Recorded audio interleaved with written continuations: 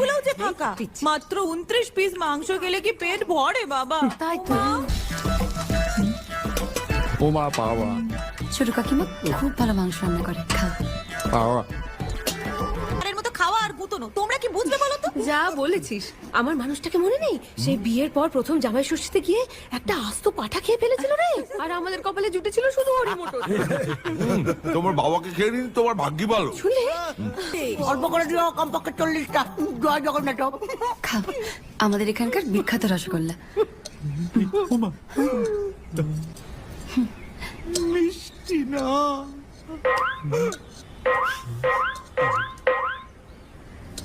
খাও। ছলো ছলো নয়ন